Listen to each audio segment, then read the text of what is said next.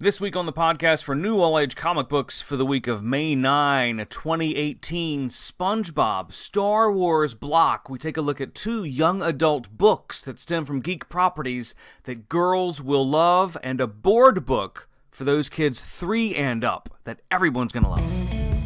Hey, and welcome to Daddy Mojo. It's the podcast where we'll talk about parenting, all-age comic books, toys, and more. Now, here's your host, Trey Burley. Thanks for joining us this week as we talk about the new all-age comic books for the week of May 9, 2018. This is Trey with Daddy Mojo. I hope you're recovering from Free Comic Book Day okay. If you didn't get out to Free Comic Book Day this past Saturday, it happens it's the first Saturday every May. First Saturday every May. So plan ahead for next May, or you can also pop by your local comic book store, and they'll still have some of the really cool Free Comic Book Day comic books out there that they had excess of. For example, they usually have a lot of the Bongo comics that have Simpsons, which is one of the best comics you can pick up any Free Comic Book Day. They probably also have some of the Spongebob comics out, as well as some of the R2 properties, as well as some of those that you wouldn't expect. So go there and just ask your local comic book retailer if they have any extras, and I'm sure they do. They may still be behind the desk, though.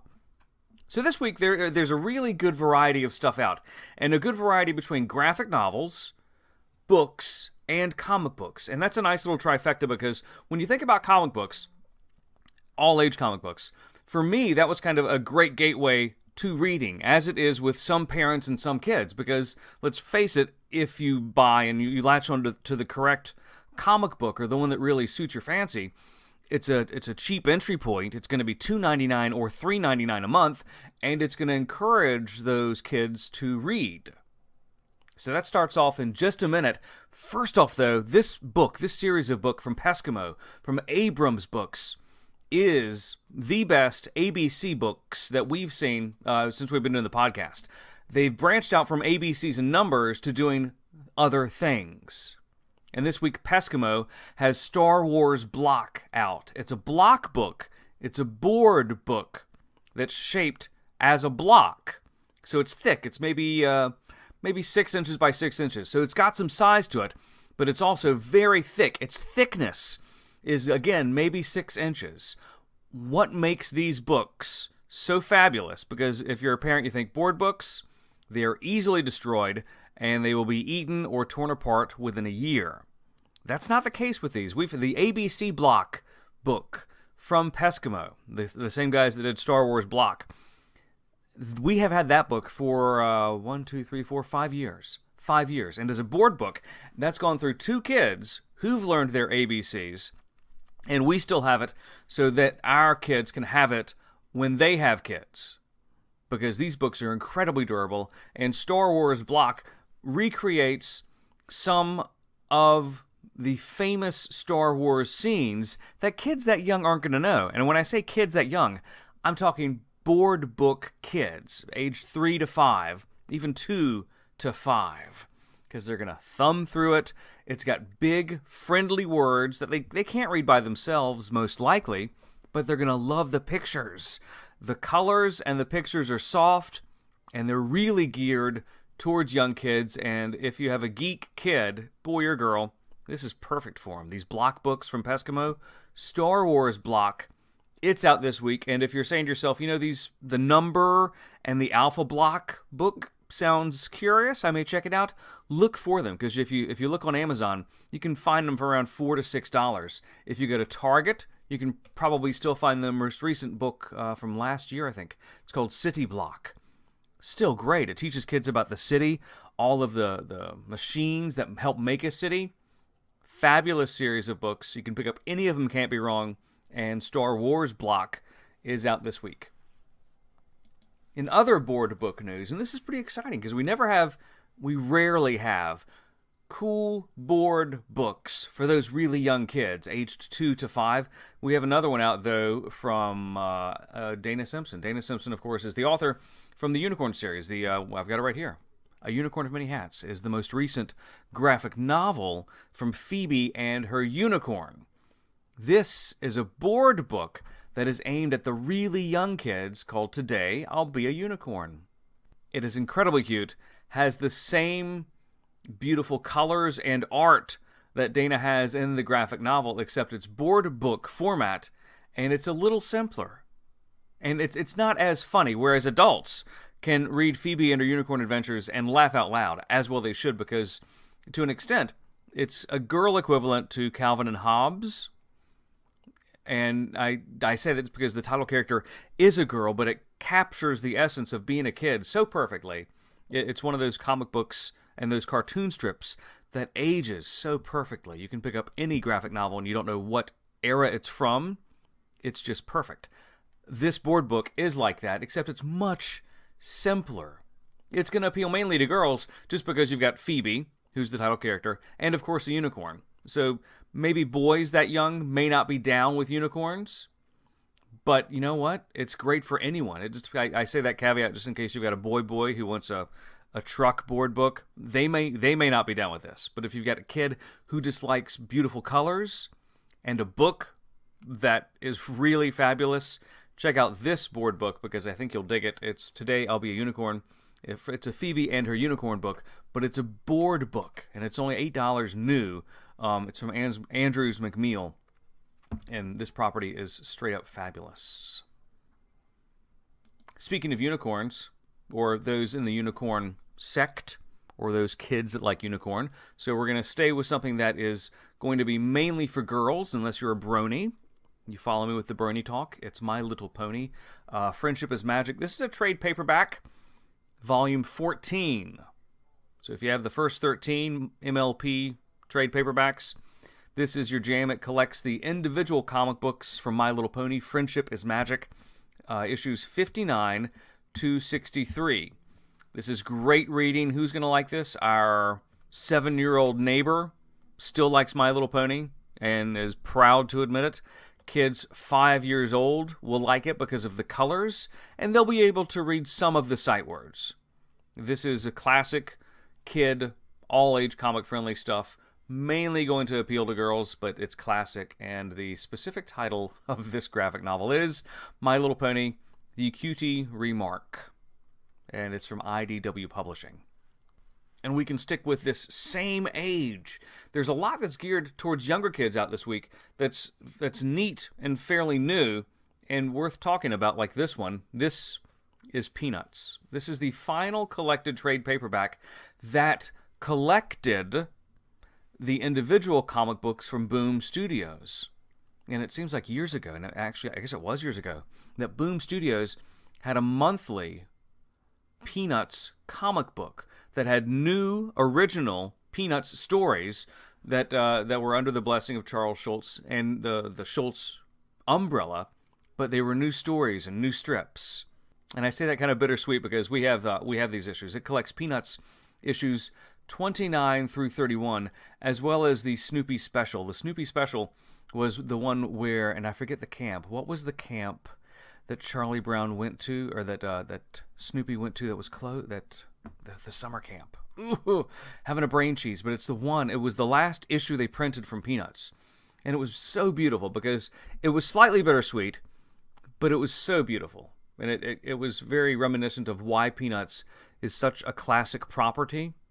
So I recommend you to get this if that story sounds at all familiar, or if you haven't seen it, or if you just want something cool to read. It's $11.19 through the links. However, if you go to a retail store, which I highly encourage you to do from time to time, it's $13.99.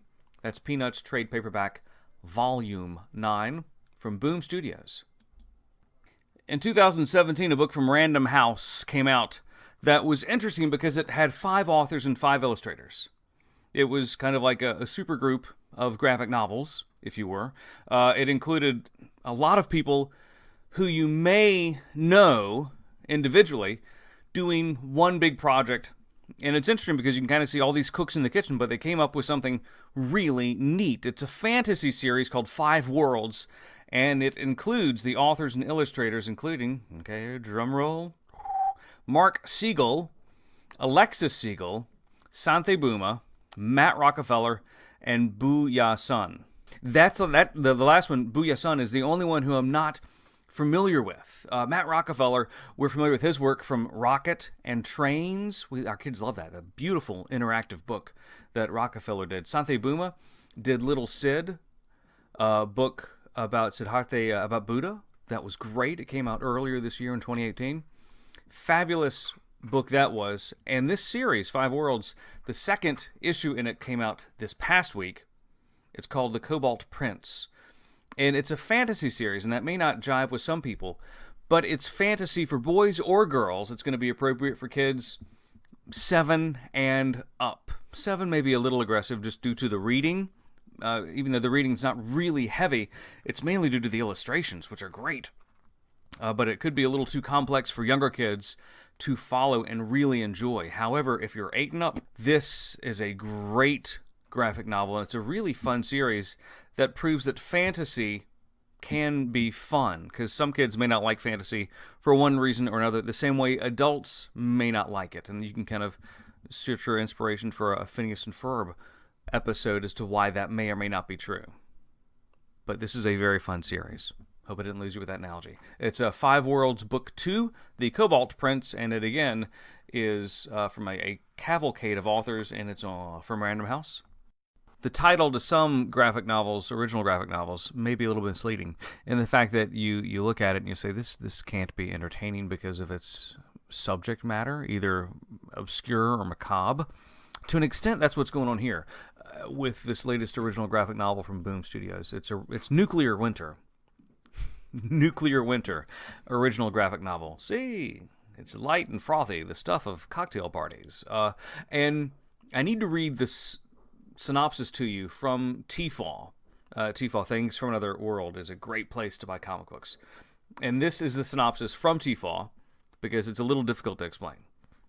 Basically, it's been 9 years since an accident at a nuclear power plant has plunged Montreal into an eternal winter. The city is now blanketed 365 days a year in radioactive snow.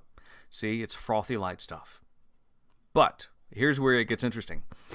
However, life goes on for folks like Flavie Beaumont, a mail courier on snowmobile who's carved out a relatively normal life despite zombies, relationships, meteorological disasters, and other things that happen in a nuclear fallout.